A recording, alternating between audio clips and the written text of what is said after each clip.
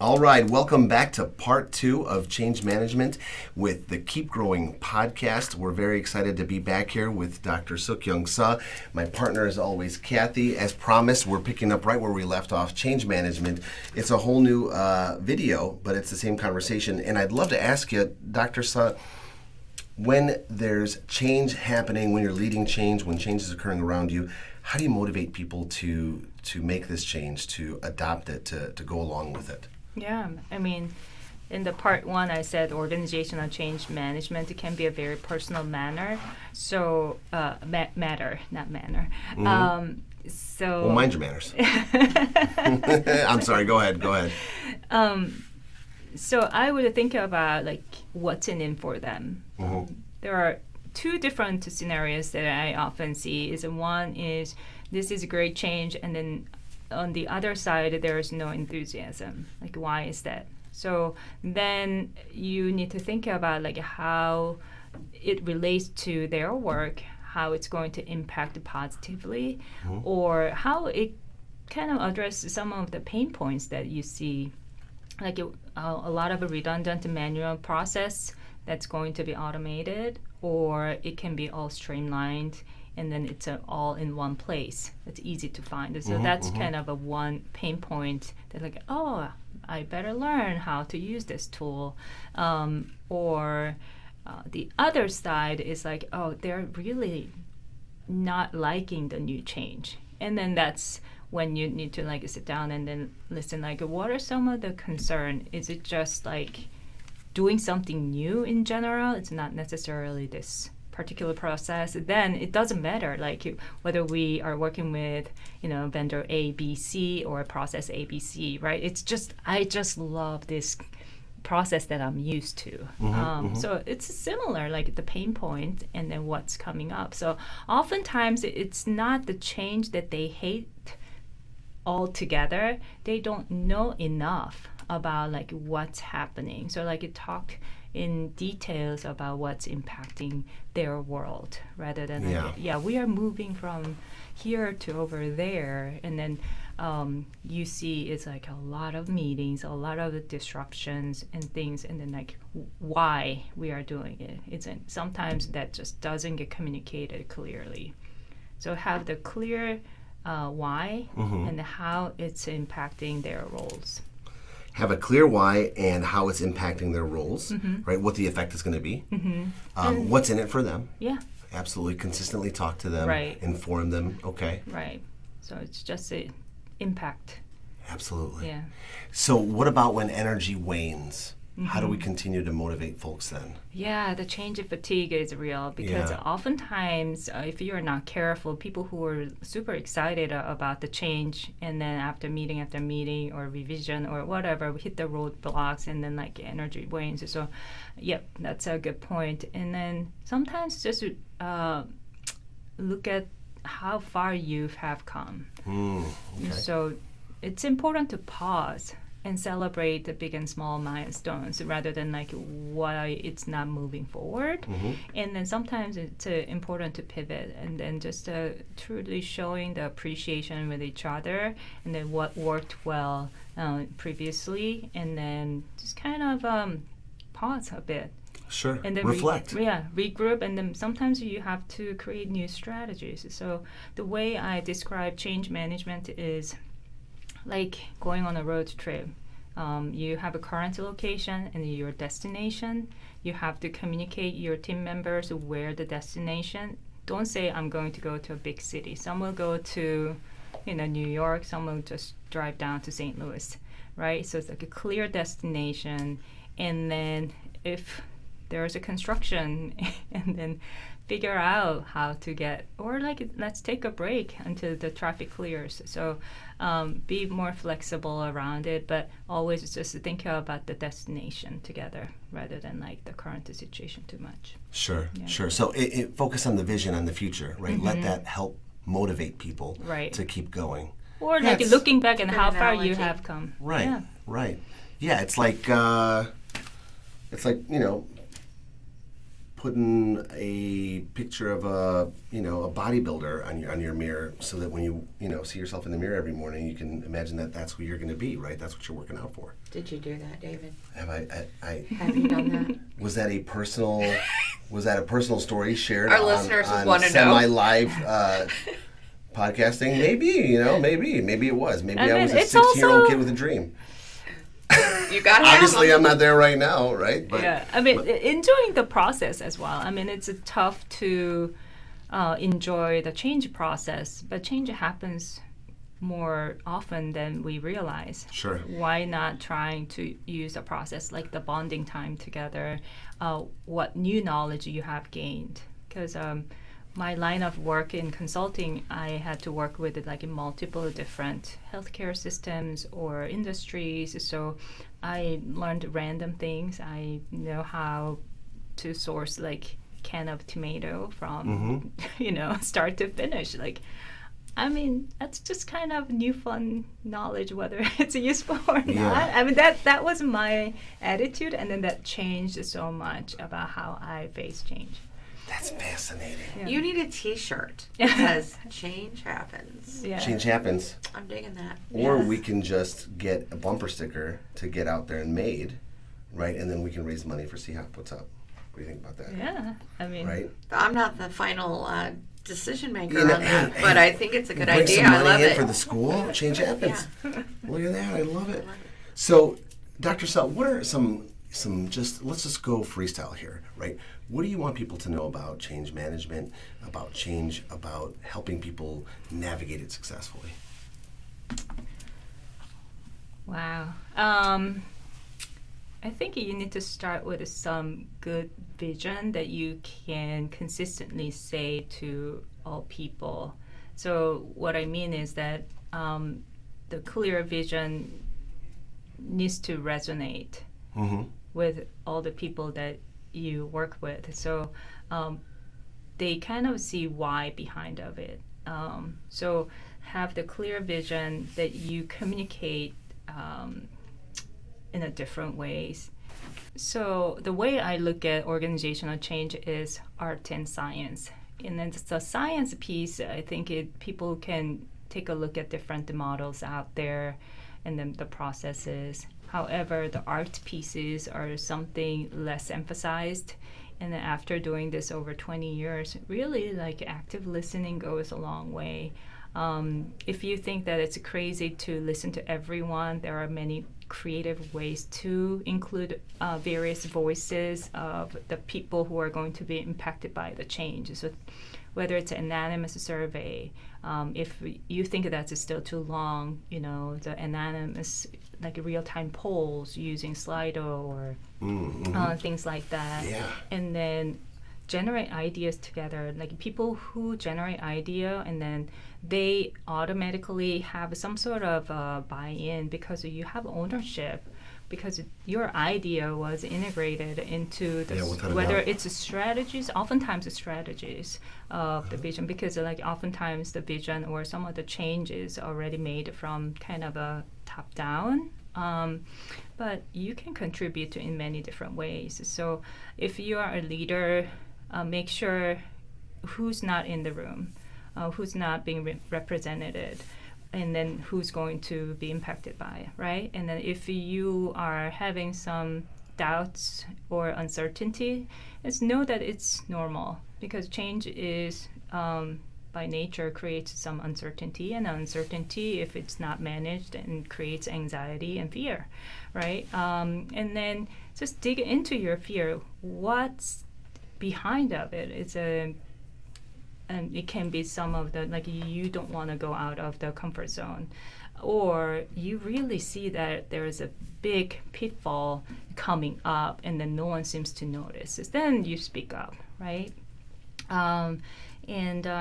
Just as an organization, create some of the communication channels so that we can get these ideas and concerns, and then trust me, it's going to be so much easier to spend more time gathering these ideas, and then you will be surprised at how many great ways that we can go together. And then I've been to many situations as a consultant that they thought that they were doing well, but 6 to 10 months later we were called back again because change didn't stick. Ooh, Yeah, so that's so much more costly. And then oftentimes if this repeats, the trust between the leadership Sure. and that the rest starts like breaking, and then you cannot put the price tag on that. Right. So, So the damage that was done, or avoiding that damage? like once the change was done poorly, Right. then often it's compromising the trust. Right. Right, And that's very costly. That's very damaging. very costly and damaging. And then, so one of the first thing that I ask the leaders is like when they're about to have another big change, like, how was your last round of change? Like, did it go okay? Yeah. And then learn from the past and then what we need to do differently. Even if it seems like it's somewhat like mundane change, if the last couple changes went horribly, and then probably they had like a stronger resistance, like, no, we are not doing that. But even if it's like a very tough one, if people are really committed to the vision, then you're doing this. So. Can you give me an example of what it means if the change doesn't stick? Mm-hmm. I'm having trouble wrapping my head around what that means. So, Ooh, yeah. One costly example is like, let's say that you implemented all-in-one kind of a purchasing system to the payment system, and then people just either didn't get trained well, or their current process was not really integrated very well, and then some started like doing the old ways, and then now there's old ways and the new ways are coming, or there's like some of the policy changes and then nobody really knew about it. It was just more of a top-down policy changes, and then people are not liking it or just doing under the radar thing. Yeah, and then sometimes it's just we are doing this culture change, but it's just words, and then the behaviors are not really changing. So we try to be more of cordial and then less hierarchical one, but then decision-making process stays the same, and it's not gonna stick. So there are many different ways the change is not moving forward. Yeah. How do you help it stick? It's all the same thing. The listening, also the careful, intentional planning around communications, and then get them involved. Sure. Yeah. And So it's not a one and done thing. No. Obviously. Yeah. Right? It has to keep happening. Change has to be actively managed. Right. It's not like we did it, it's done, yay, all right, everybody go enjoy their life. Yeah. Yeah. I mean, it's also important to do the emotional part, but also the active part too. You have to be vigilant and then have the deadline, because if you are thinking about, oh, we are going to make this change someday maybe, then it's not happening, and then why are we wasting time meeting and talking about it? So people also want to see the result, so you need to build the momentum by showing some of the results as well. Yeah, that really hits deep. You gotta show the results. You gotta celebrate the small wins. You gotta connect. You gotta stay consistent. You gotta be informative and transparent. I mean, this is a really good summation of the concepts, I think, of change management, and you've done a wonderful job detailing those things for us. We really appreciate it. Let me ask you one final question here for this part. What do you say to those people, right? Going back to that conference room, when you were a consultant, right? Get ready, here we go. What do you say to those people who are like, yeah, you know what? Here's the thing, Dr. Suh. I'm the boss, and people are paid to do a job, and people are paid to do what I tell them to do. And they're going to either do this change and like it and act like they like it and do it well and keep it after I say it's done, or they're just going to find out, right? They're going to have conversations with me in human resources, and I don't need to think about any of this kind of stuff. What do you say to folks like that? Sounds like you're very frustrated with the process. Oh. Yeah. And I hope that they are prepared for possibly a mass exodus as well. I mean, okay. It sounds like, obviously I'm coming from a different place than where you would, but to me, that's a leader that doesn't really care as much about their staff, because it sounds like someone that thinks At they the can same just all time, leave and just rehire. yeah. I think that's one possibility, but I think you were hinting at that might be another possibility. Right. And then you asked me, It must be you so said, frustrated. well, you're starting to it's attune. It's right. that empathic connection with the change of plans earlier, the bowling or barbecue instead of bowling, remember? Yeah, it's tell me more. Tell me more. More about your strategies, and then how it panned out in the past when you had that approach. That would have got me. Yeah. I would have been like, I am frustrated. Yeah. And then, well, what are you frustrated about? Or what would you have asked? Or what would you have said after I said, well, I am frustrated? Well, and then we can talk about like the past history of like it, did it kind of stick when you had that approach? Maybe your organization is unique and then somehow it worked. But I doubt, right? And so kind of think about like pros and cons, and then just work as a strategist. And then, when you do this, what are some of the pros and cons? And then are there any other ways that we can tweak your approach? Yeah. So you're connecting with the person. You're looking at their, like you said, their pain points, right? You're changing the mind of the resistant anti-changer, right? By engaging in change management principles. It's genius. It really is, and that's the usually psychological over aspect. lunch. Yeah. Oh, make sure they're being fed. Are you buying? Are they buying? Because if they're buying, that makes me, the anti-change person, a little bit more friendly. Do I have a company card? Do I have an maybe. SIU card? Is there a P card involved here? Wow. There's some sales to this in a way, right? I mean, it feels like sales and change management share some psychological background or connection. Yeah, I mean, when I was in consulting, initially I was told that, oh, you're such a sweet consultant, and it wasn't necessarily a compliment at the time. Right. However, after trying to be someone else, like trying to be more assertive, it just didn't fit with me. Over the years, I realized that later on, the connection with other people was my superpower, and then listen and then hear like, oh, different perspective, and then what are we trying to achieve here together, and then would it be the best approach here or not, kind of being objective as well, and then being a like advisor and partner in that relationship is another thing that helped me to be where I'm at now. Yeah. That's exciting. We're happy you're here. Yeah, both on the show and at the School of Medicine. Thank you so much for coming on today. We really appreciate it. Thank you, Cathy. That is the end of part 2 with Change Management and Dr. Sookyung Suh here on the Keep Growing podcast. We're thankful for your listens. We're even more thankful for your likes and subscriptions and sharings and comments.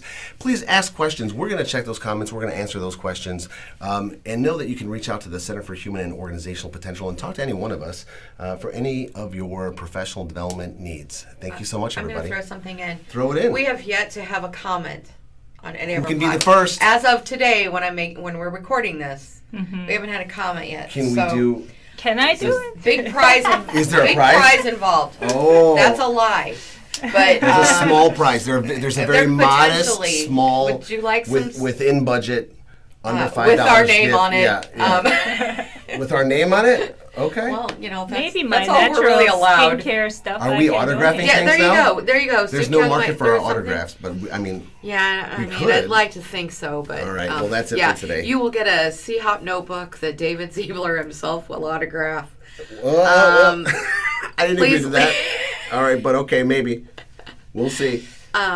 Yes. Please leave a comment. I look at them all the time, and I'm looking forward to seeing one. Without a doubt. Thank you again, folks. Have a beautiful day and keep growing.